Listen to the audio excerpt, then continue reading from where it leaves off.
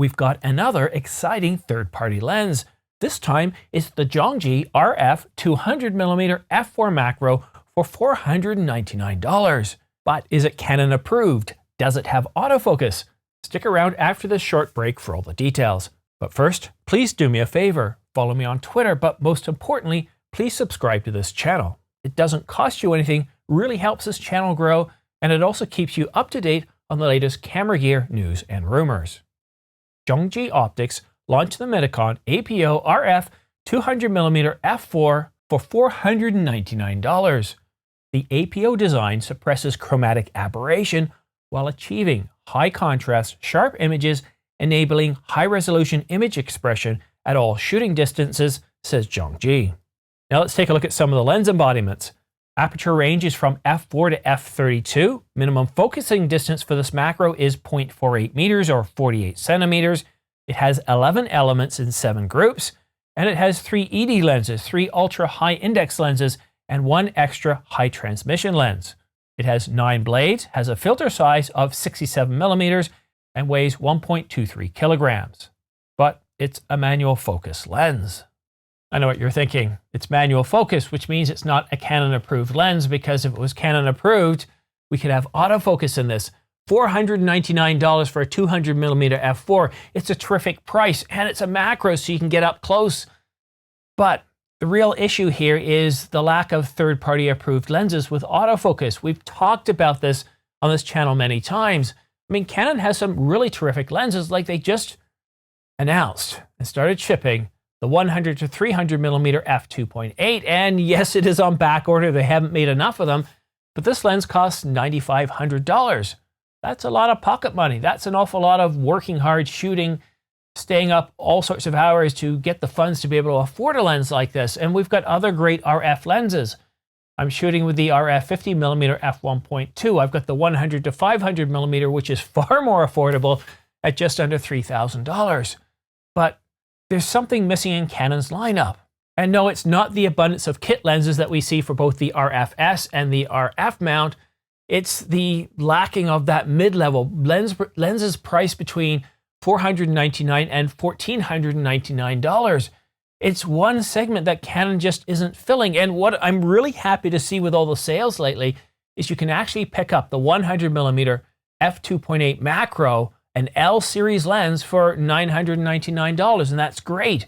It's one of the few exceptions where we can see L series lenses in that price range. And yes, the 24 to 105 f4 oftentimes comes close to $1,000, but that one's been creeping up in price over the past few years, moving out of that affordability range.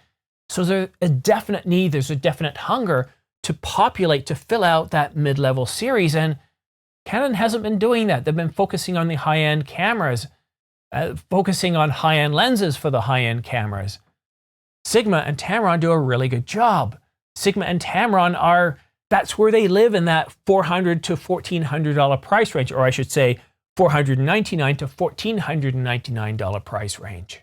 I'd love to see lenses like Sigma's 100 to 650mm, or even the 60 to 600mm. And there's many others. You know what lenses you'd love to see.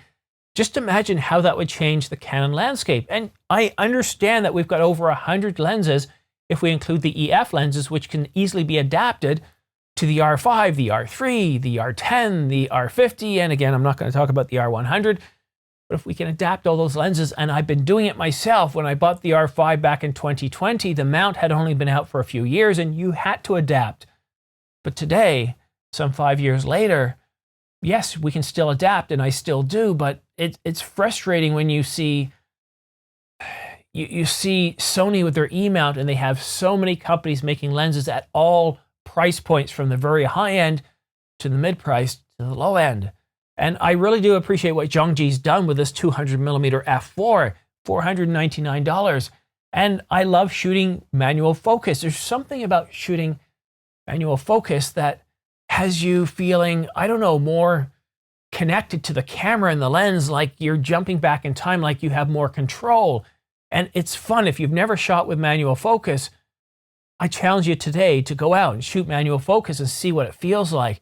You're not always going to get it right, but when you do get it right, You did that, not the technology. You did that. But for all of us that are trying to make money off this, where we want to increase the hit rate, where we want to reduce the issues, having autofocus with today's modern cameras like the R5, the R3, the R7, the R10, it matters. It matters to have an autofocus system. And for Canon to approve Sigma and Tamron to produce lenses, especially in that mid-level, and Canon could come up with any agreement they want. They could come out and say, you know what, okay, Sigma, we're going to approve you, but you can't produce the 50mm f1.2. You can't produce the, I don't know, list off the different lenses like the 35mm f1.2. I know we want to see that lens, but I'm just saying that Canon could do what they want to protect certain lenses, to protect certain price points. It's a little bit frustrating. And one of the reasons to publish this video is not just to talk about the Zhongji 200mm f4 macro at $499. I mean, what a bargain that is, right? And they've released it not just for the Canon RF mount, but for the E mount, for the Z mount. It's you. If you're not a Canon customer, you can purchase this lens for $499. Now, the only link that I saw this morning is for eBay. Well, and of course, their own corporate website. I haven't seen it at B&H at this point, haven't seen it at Adorama. But this message is for Canon. I know you're watching, and we really do appreciate all the innovation, all the hard work you put in over the past few years. I love the Canon EOS R5, and I'm not alone. The R3 is an incredible camera too. So is the R10, and that that R50 for $679. What a bargain. It's just packed with so much goodness. But Canon, we really do need approval of Sigma and Tamron third-party lenses. They've got some really great mid-level glass that would really help round the lineup up. And I know we can adapt EF lenses, but you see there's a huge segment of the population that sees that as yesterday's news, and that they want to be able to not have to worry about adapting anything, not have to worry about working with older technology. They want the latest, the best, and for whatever those multitude of reasons are, they're looking forward to mid-level glass. They're looking for Sigma and Tamron lenses approved by you. So please, if you can hurry this along, I know you're eventually going to do it, so please hurry it along, because there's a huge market demand, and there are actually people that are very interested in cameras like the R5, the R6 Mark II, but they're holding out. They're holding out because they just don't feel there's enough lenses for them, and we both know this to be true. It's what's more important, a really amazing body like the upcoming Canon EOS R5 Mark II, and yes, we know you're getting ready to announce it, or the Canon EOS R1, again, we know you're getting ready to announce it. Yes, those are great cameras, but what really matters is the lenses behind it. I've been shooting on this channel with the 50mm f1.2 for years. I absolutely love it. I adore it. It's an incredible lens. I never think, you know, this could be a little bit sharper. It's a little bit soft, and I wish that aberration wasn't there. And I shoot it not just for this channel, but when I'm shooting outside in low light. And the 24-105 f4, it's a terrific zoom lens that I shoot whenever I'm shooting run and gun stuff outside. I just love the versatility of it. I love the fact that I can go to 50mm when I want to, which is a good majority of the time. I just love how, where I live here in Ontario, central Ontario, I'm right on the outside of the Greater Toronto area, and there's buildings everywhere, telephone poles everywhere. But because of that 50mm, I'm able to go out and shoot, and it makes it look like I'm out in the middle of nowhere in Canada's hinterland, which isn't more than a few hours away. But I'm able to capture that, and I'm able to do that with the 50mm. But when I want to go wide to 24 or 35mm, or punch in a little bit more to 100mm, I can do it with that lens. And again, I'm not looking at it going like the sharpness is terrible. But Canon, please, we need more affordable lenses, especially as you've released the R50, the R100, the R7, and even the R10. There's a need for more affordable mid-level glass. And if you're not going to be releasing a bunch of lenses, maybe say 10 lenses this year, why not approve Sigma and Tamron and maybe set some restrictions to protect some of the lenses or some of the apertures that you find really important, that 35mm f1.2 that a lot of people want. Maybe just protect that. Let them come out with a 35mm f1.8 or a 1.4. And that's really, really important. We're looking forward to seeing this. And as soon as Canon does approve Sigma and Tamron lenses, you can bet you I'm going to have a video. I don't care if it's 3 o'clock in the morning. Look at the time that you're watching this video now. To do that, I had to get up at 5:30 this morning to start recording, to edit, and to upload it. I can guarantee you that as soon as I find out about approved third-party lenses from Sigma and Tamron or anybody else with autofocus, I'll be sure to let you know. But in the meantime, if you want to stay up to date on all the latest camera news and rumors, then go ahead and subscribe and make sure you choose all notifications. And please, if you've been watching this channel for a while, click that subscribe button. It really does help this channel grow. It helps it get recognized.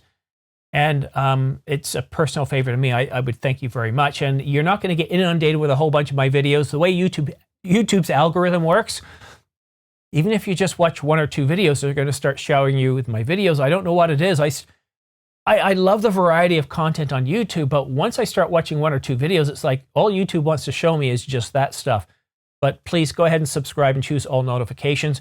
And for all the minor news and rumors out there, then go ahead and follow me on Twitter, because I'm constantly tweeting out information about the latest deals on there, the latest news and rumors. And right now, I got to tell you, if you're looking at buying cameras or lenses, everything is on sale. The Canon EOS R5, I feel like I'm beating a dead horse here, but $33.99, and that includes a free battery grip. That's $500 off, including a free battery grip. That's huge. That basically brings the price down to around $3,100. That's at B&H and Amazon, and I believe elsewhere as well. Here in Canada, we're seeing it on sale for about $500 off. Same with the R3.